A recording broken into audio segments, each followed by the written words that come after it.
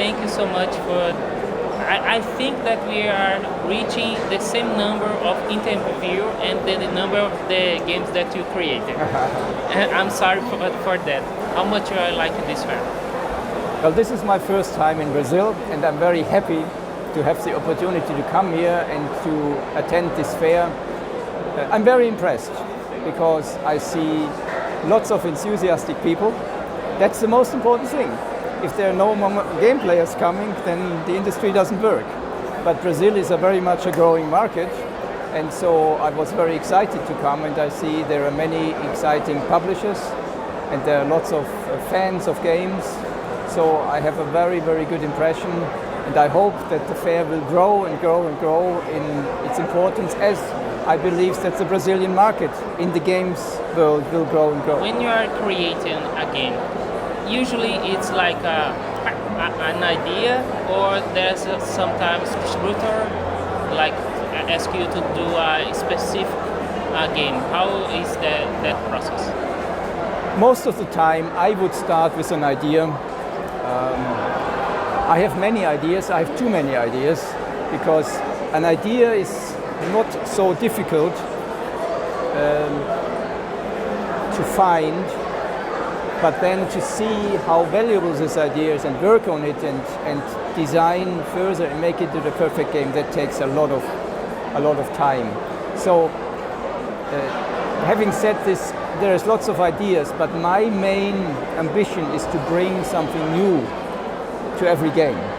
And that means I'm trying to start with something new. So I'm looking around. It needs to be relevant to the people. And that means I'm looking around and see what do people like these days, what is fascinating for them, and I try to bring these into the games. Start with something new, so I don't have a methodology. I'm a scientist, but I don't believe in a scientific method to develop games. It's an art, and so I try to avoid the path to go. I'm trying to be new, I'm trying to be challenged. So this is what sometimes comes into an opportunity is the second part with a brief from a publisher.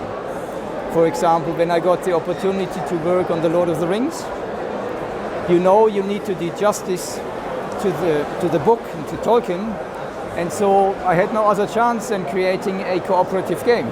Suddenly you have the challenge, and I like these challenges, and so that became one of the games I'm very proud of as a groundbreaking cooperative game, which then has spun off many more cooperative games. One question of mine, like we here in Brazil, there is a joke like we have a son, children, and you have a favorite one. We don't have a favorite one, but like one of we are proud of. You have over 700 games, but there is like one, Lord of the Rings, but there is one that you are super proud of. Yeah, you're absolutely right. The games are my children, and you don't have a favorite child. And it's actually, like with children, they have different abilities, and the games have different features, and so there is not the absolute best one. It depends with whom we are playing and in what mood and what atmosphere we play. Of course, there are some I'm particularly proud of. That doesn't mean that the others are not good, but they're proud of for certain reasons, like with The Lord of the Rings, because it was this cooperative movement it started. I'm proud of the classics of the 90s, so the Euphrates and Tigris, because that has been at the top of the board game geek list for many years, which is an achievement when so many people like it. So it brings a lot of enjoyment to the people. But then there are the smaller games. I got a lot of feedback for Lost Cities, because a lot of the gamers tell me this is something I can play with my wife. Because in the earlier years there were many more enthusiasts, male enthusiasts there, and the females didn't want to play that much. It has changed, but they said this is a game which they like. There is the Picomino, the little worm game. Unfortunately, lots of different names, so you can't even name it as a brand. Yes, but because I think that has introduced a new dice mechanism. I'm proud of El Dorado because I think I could bring something new to the deck building world. I love that film. Because you see, this shows a little bit about design. When I played Dominion for the first time, which is a brilliant, groundbreaking design, I had difficulty understanding it. I said, why am I doing this?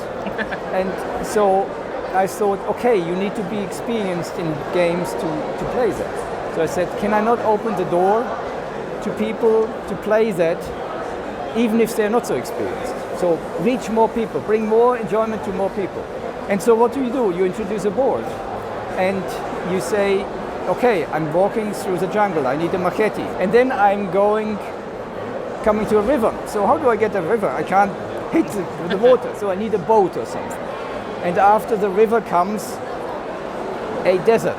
And so I have the boat on my shoulder and say, why am I carrying the boat through the desert? So I need to get rid of this card. So it is a very intuitive way of showing people that they want to build their deck. Yes. And so by just looking at possibilities to widen the scope of a genre or to introduce a new genre, that's always something which fascinates me. And you see it because the answer gets so long because I'm fascinated. That's okay. Thank you so much. Thank you. Master Knizia. And if you like this video, subscribe, alright?